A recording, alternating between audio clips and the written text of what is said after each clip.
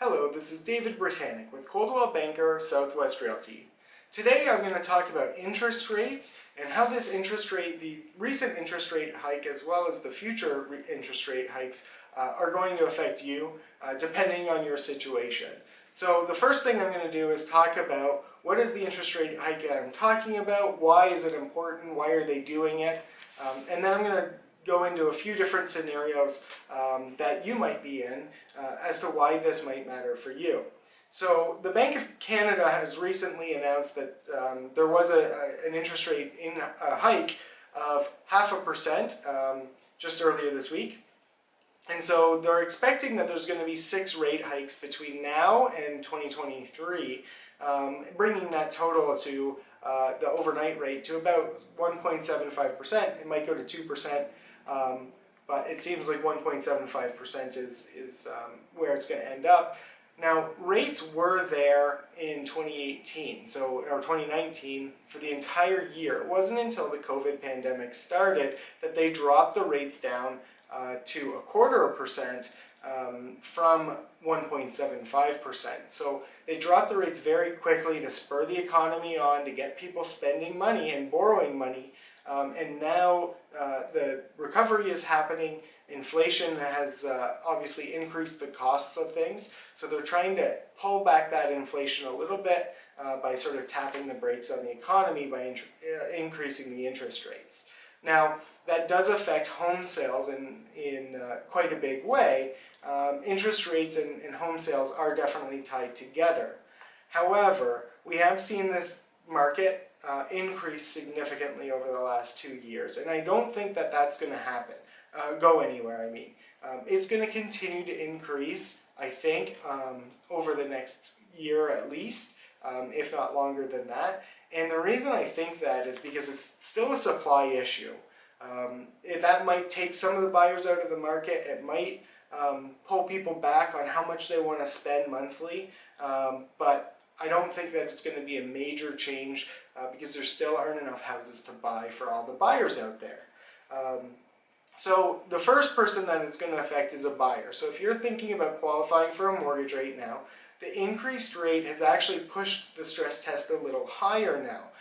It was always recently at 5.29% is what you had to qualify at, and or 2% higher than your 5-year fixed mortgage rate. Now, it was always that minimum was the stress test, but now that rates have come back up, we are seeing people qualifying now at 5.5% instead of 5.29. Is that a major issue? I don't think so. We still see buyers out there buying houses. There's still people that, regardless of whether if you're that close, those people probably aren't buying a house anyway.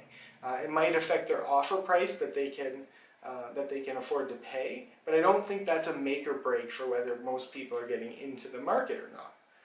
So houses will still continue to sell. That's the very short version. Buyers are out there and they're going to continue to buy. And that brings us kind of to our second thing. So it will cause you to have a little bit higher interest payments, and on the average mortgage in Canada, the average mortgage is about $450,000. At $450,000, even after all of the rate increases, we're talking about $230 a month in extra interest. That is a significant amount of money. $2,600 a year isn't sort of nothing to sneeze at, but at the end of the day, is that going to affect somebody's ability or want to buy a house or not? Only a few people. It's going to take a little bit of that edge off. So if you're looking to buy, it's a good idea to get your mortgage rate locked in. It can be locked in for 120 days. And if you need help doing that, contact me and I'll send you to a mortgage professional who knows what they're doing and will be able to help you. And that will, once you're locked in, you'll be locked in for up to 120 days. If the rates ever went down in that time, you would get the lowest rate then, but you're at least set with a minimum of where we are right now. So I highly recommend doing that. The second person that this is going to affect is sellers. So sellers that might be worried, should I sell my house or shouldn't I sell my house? Because are there enough buyers out there to make it worthwhile? I totally think so. I think we have a big lack of supply, and if the interest rate increases actually scare some sellers away from selling their houses, I think we're going to see the problem get even worse because it's a supply issue. So when houses are changing hands, then everything kind of moves evenly. But as soon as sellers start to say, you know what, we're going to hold on to our houses for maybe a couple years more, there becomes a big lack of supply on the market, and there's people who want to buy those houses. And that's what's been pushing up the prices. If somebody can say, I want to live in my house, maybe stay in my house a couple years longer without needing to go to a retirement home or go to an apartment because I just can't do the maintenance on the house, that affects the market as well. So as for sellers, would I be worried as a seller that these interest rates are going to have a significant effect?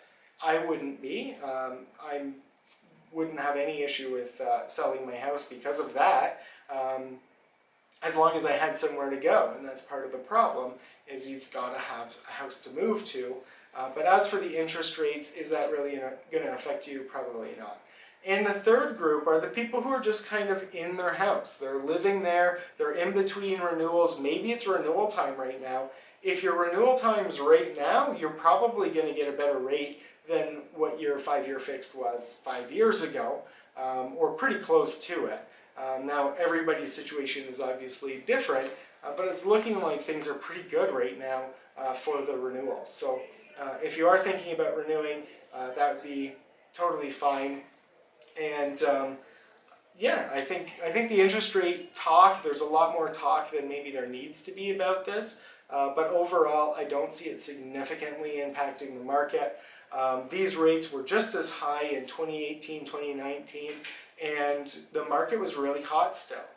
For some of my local clients here in Sarnia-Lambton, the market wasn't as hot until 2020, but I don't believe that's fully COVID related.